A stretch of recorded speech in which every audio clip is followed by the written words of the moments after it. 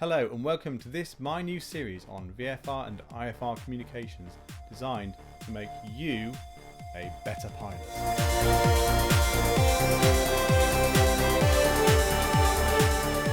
My name's Simon, I'm an experienced airline pilot and I'd like to take the opportunity to thank you for joining me on this, our VFR and IFR communications course.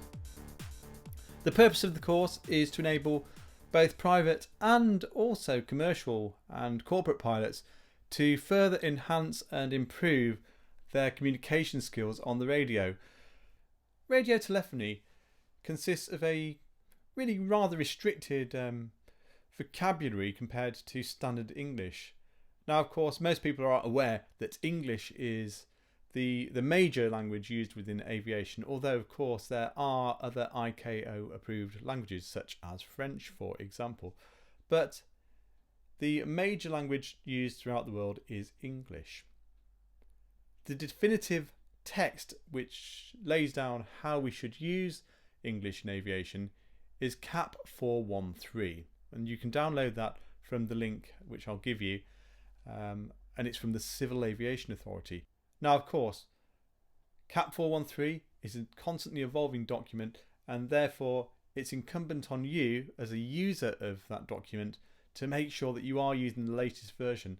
And so please remember that anything that's been recorded in this video may well have been superseded by new information when you watch it. So always take care to make sure you're working with the latest data. So what are we going to look at today? We're going to have a very gentle introduction to things, and today's lesson is simply looking at the letters and numbers which are used in aviation. So without further ado, let's get going. Let's begin by looking at how we transmit numbers. The way we transmit numbers is very slightly different to standard English. Some of the numbers use the same pronunciation, and then some of the others use very marginally different. We'll go through those now. Starting with the number 0, the pronunciation is the same, it's 0. 1 becomes 1. 1. 2 becomes 2, the same. And 3 becomes 3. 3. 4 is a new word, fower, fower, and 5 is fife, fife. 6 is 6, and 7 is 7. We stress the beginning part of the word, the sev of 7. 8 is 8, and 9 becomes niner, niner. We don't use the word point, instead we use decimal, and that's pronounced decimal. Decimal. 100 is 100, and 1000 becomes thousand. We drop the H, so thousand. The times when we would use 100 are when we're transmitting flight levels, for example, flight level 100, flight level 200, flight level 300, and so on and so forth. But then if we're talking about airspeeds, frequencies, headings, we don't use the word 100. So we would not say heading 160, it would be heading 160. Moving on, now let's look at the letters and their associated words. The letter A is associated with the word alpha. The pronunciation of that is alpha. B is associated with the word bravo, which is pronounced bravo, bravo. C is Charlie, and there are two pronunciations for that. One is Charlie, Charlie, or for those nations where the pronunciation of ch is difficult, they may use Charlie, Charlie. Again, emphasized on the beginning of the word. D is delta, delta, delta. E is echo, echo. echo. F is foxtrot, foxtrot, foxtrot.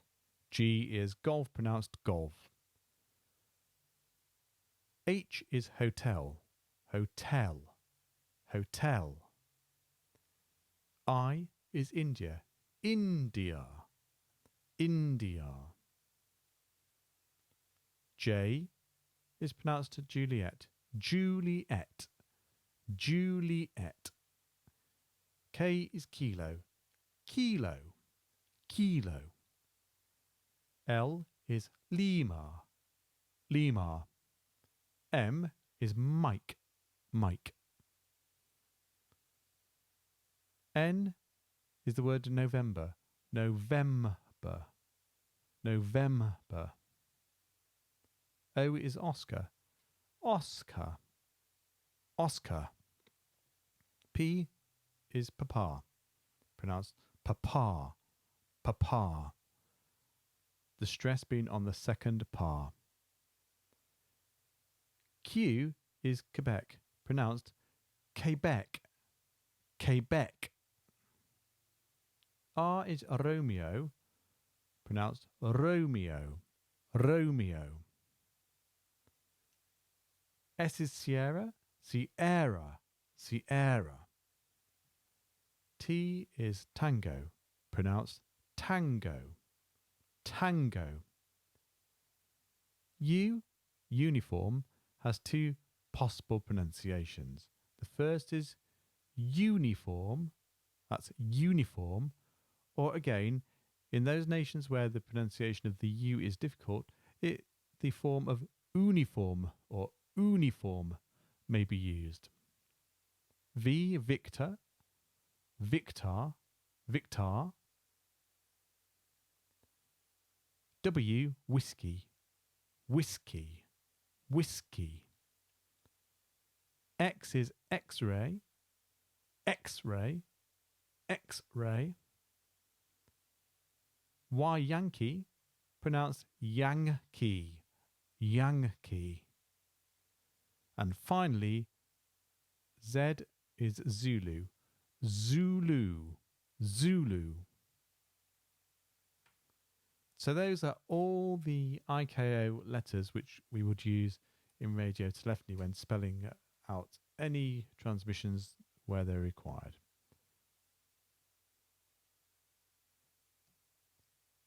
Let's go back to the numbers then, and looking at a few of the examples given in CAP 416. The first is Speedbird 246, which would be pronounced Speedbird 246. Then we look at the number flight level 100, which is pronounced flight level 100. Or flight level 180, which would of course be pronounced flight level 180. If we want to communicate 150 degrees, that would be pronounced as 150 degrees. 150 degrees. 18 knots would be pronounced 18 knots. And if we wanted to communicate something like the frequency 122.1, we would use 122 decimal 1. I say again, 122 decimal 1.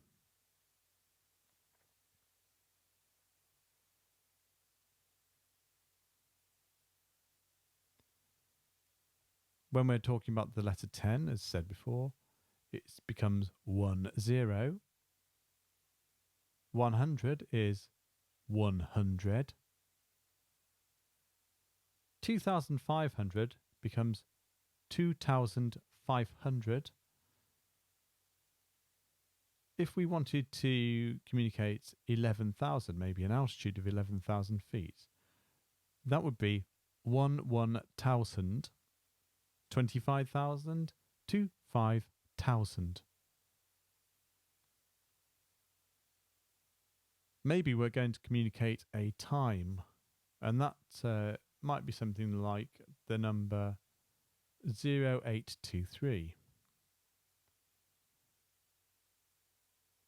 Where it's unambiguous, we would just communicate the last two numbers in that case. So 23 for 23. Or where there is a possibility of confusion, we may go for the whole thing and communicate 0823.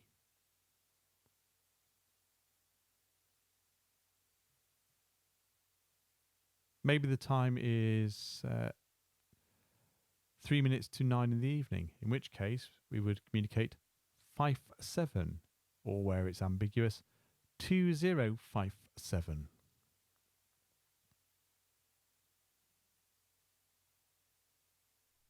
I hope you felt that that was useful and that maybe it's either taught you something new, maybe it's brought old knowledge back. Certainly when I've looked at it, the way that numbers and letters are now enunciated has not so much changed, but developed and been further enhanced since when I learnt to fly 20 years ago or so. Anyway, that's all for today. Once again, thank you so much for joining me. I do look forward to seeing you next time. But for now, take care and fly safe.